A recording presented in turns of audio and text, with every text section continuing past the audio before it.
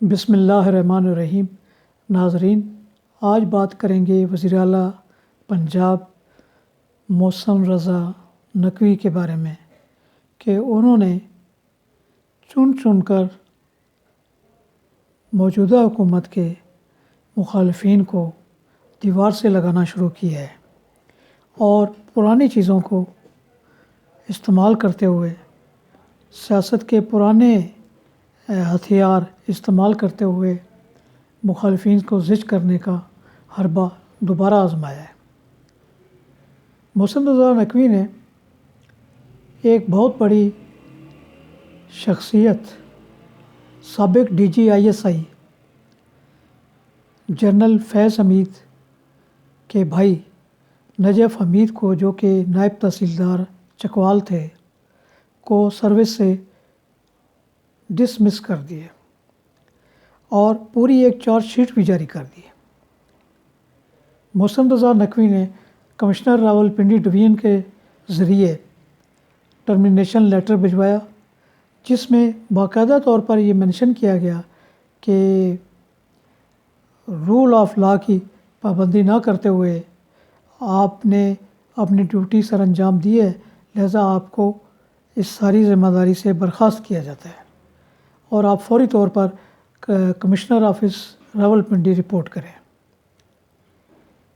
ظاہر ہے کہ جب جنرل فیض حمید DGISI بنے تھے تو اس وقت ان کے بھائی نجف حمید چکوال میں پٹواری کے عہدے پر فائز تھے۔ 2 سے 3 ماہ کے دوران ان کو مسلسل آؤٹ آف دی وے ترقی دے کر پہلے قانون گو بنایا گیا، پھر گرداور بنایا گیا اور اس کے بعد ان کو نائب تحصیلدار بنایا گیا۔ اب نائب تحصیلدار کا کام یہ ہے کہ وہ تحصیل آفس میں اپنے متعین کردہ سٹاف کے ساتھ اپنے آفس میں اپنے فرائض انجام دے۔ لیکن نجف حمید نے کیا کیا کہ انہوں نے چکوال کے ایک پوش ایریے میں باقاعدہ طور پر ایک کوٹھی ہائر کی اور وہاں پر وہ دن کے اوقات میں 3-4 گھنٹے بیٹھا کرتے تھے۔ چونکہ نائب تحصیلدار کا کام یہ ہے کہ پلاٹوں کی، مکانوں کی، اراضی کی، وہ زرعی اراضی ہو یا دوسری اراضی کمرشل ہو، سب کی خرید و فروخت کے جو اسٹام ہوتے ہیں یا وہ ایفیڈیوٹ ہوتے ہیں یا وہ کاغذات ہوتے ہیں، ان کے لیے دونوں فریقین کو نائب تحصیلدار کے پاس حاضر ہونا پڑتا ہے۔ سرکاری فیس نامینل ہوتی ہے، لیکن انہوں نے اپنے اس عہدے کا ناجائز استعمال کرتے ہوئے باقاعدہ طور پر 10,000 روپیہ فی پارٹی مقرر کر رکھا تھا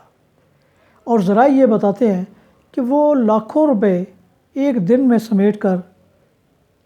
روانہ ہو جاتے تھے۔ ایک بار ایسا ہوا، آج سے 2 سال پہلے کا واقعہ یہ کہ ایک صحافی نے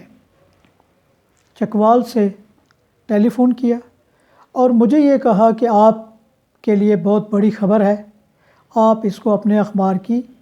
شہ سرخی بنائیں، لیڈ لگائیں۔ تو میں نے انہیں کہا کہ آپ صرف اتنا کام کریں کہ نائب تحصیلدار کے ساتھ ٹیلی فون پہ بات کریں یا ان کے آفس چلے جائیں اور 1-2 کوسچن کر لیں کہ جی آپ کے اوپر یہ اعتراضات ہیں، آپ کیا کہتے ہیں، آپ کا موقف کیا ہے، تاکہ ہماری خبر قانونی اعتبار سے یا پروفیشنل اعتبار سے مکمل ہو جائے۔ تو آگے سے اس کا جواب کیا تھا، اس نے کہا، ایک کہکا لگایا اور کہا کہ جی آپ کو پتہ ہونا چاہیے کہ میں بھی زمینوں کی خرید و فروخت کے لیے پراپرٹی کا کام کر رہا ہوں، تو مجھے بھی بعض اوقات ان کے سامنے جانا پڑتا ہے۔ تو اس کا مطلب یہ ہے کہ جب میں خبر جاری کروں گا اور خبر کے لیے ان کا موقف حاصل کروں گا تو میرے ان کے آفس پہ دروازے بند ہو جائیں گے، پھر میرے کام نہیں ہوں گے، میں ان کی ناپسندیدہ افراد کی فہرست میں شامل ہو جاؤں گا۔ تو میں نے اسے جواب دیا کہ جب آپ موقف لینے کو تیار نہیں ہیں اور صرف سینہ گزٹ پیش کر رہے ہیں، ٹھیک ہے، یہ بات درست ہوگی، آپ شہر کے اندر موجود ہیں، بے شمار آپ کے پاس جو ہے وہ گواہان بھی موجود ہوں گے، ثبوت بھی موجود ہوں گے، لیکن پروفیشن کا تقاضا یہ ہے کہ جب آپ کسی کے خلاف خبر لگا رہے ہیں تو اس کا موقف لازمی دیں، چاہے وہ نو کمنٹس ہی کہہ دے، یا کہے کہ یہ جو بات آپ کر رہے ہیں یہ جھوٹ پر مبنی ہے، یہ حقیقت نہیں ہے، یہ حقیقت کے برعکس ہے، جو بھی ان کا موقف ہو وہ آپ کو دینا پڑتا ہے۔ تو وہ ہمارے ساتھی پھر وہ آئیں بائیں شائیں کر گئے اور اس خبر سے دستبردار ہو گئے۔ تو یہ قصہ زبان زد عام تھا چکوال شہر کی حد تک کہ نائب تحصیلدار صاحب شادی کی کسی تقریب میں اگر چلے جاتے تھے یا اور کسی سماجی تقریب میں چلے جاتے تھے تو وہاں پر موجود علاقے کے M N A, M P As, even then minister کی کوئی اوقات نہیں ہوتی تھی، ان کا کوئی پروٹوکول نہیں ہوتا تھا، لیکن نجف حمید، سردار نجف حمید کو باقاعدہ پروٹوکول دیا جاتا تھا اور ان کو سٹیج پر باقاعدہ بٹھایا جاتا تھا اور ان کی ہی شان میں قصیدے پڑھے جاتے تھے۔ کیوں؟ کہ ان کے بھائی DGISI تھے۔ اب سید محسن رضا نقوی نے یہ کام تو کر دیا، بعض لوگ اس کی بڑی ستائش بھی کر رہے ہیں، لیکن پاکستان کے اندر جو کلچر رواج پذیر ہے اس کے تحت یہ ہوا ہوگا کہ نجف حمید کی جگہ جو آئے گا وہ اس سے بڑے کک بیکس اپنے افسران کو دے گا، ان کو oblige کرے گا، ان کو منتھلیاں پہنچائے گا تو وہ اس عہدے پر برقرار رہ سکے گا۔ یا تو یہ ہے کہ محسن رضا نقوی اس ساری پرانی روایت کو یکسر ختم کریں اور باقاعدہ کوئی انقلابی قسم کا آرڈر کریں کہ جو میرٹ پہ کوئی سینئر آدمی ہے ان کے بعد اس کو وہاں پروموٹ کیا جائے اور نائب تحصیلدار لگایا جائے۔ لیکن ہمارے ملک کا جو چلن ہے، جو ثقافت ہے، جو یہاں پہ غیر آئینی اور غیر قانونی کام کرانا رویہ بن چکا ہے، افسران ہوں، اہلکار ہوں سرکاری یا سیاستدان ہوں، عام لوگ ہوں، وہ اپنے کام کرانے کے لیے متعلقہ افسر کی، متعلقہ اہلکار کی مٹھی گرم ضرور کرتے ہیں،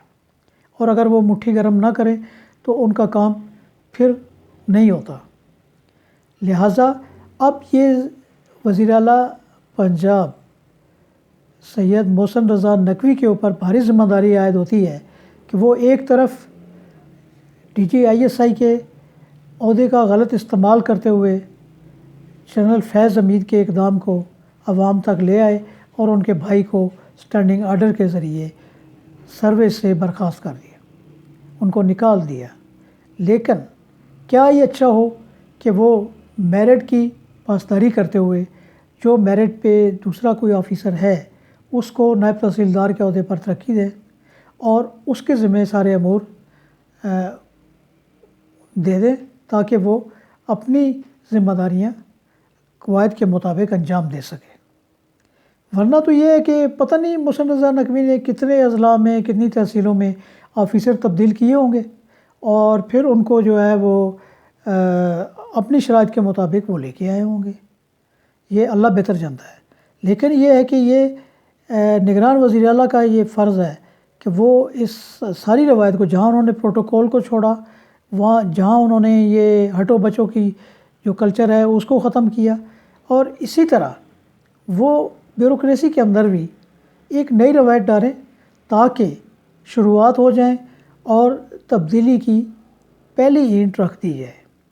امید کرنی چاہیے کہ محسن رضا نقوی پرانی روایات کو دفن کرتے ہوئے نئے روایات قائم کریں گے اور میرٹ اور قانون اور آئین کی بالادستی کو یقینی بناتے ہوئے اپنی ذمہ داریاں بیوروکریسی کے ذریعے آسان طریقے سے انجام دیں گے۔ اجازت چاہوں گا، ملتے ہیں اگلے ویڈیو میں۔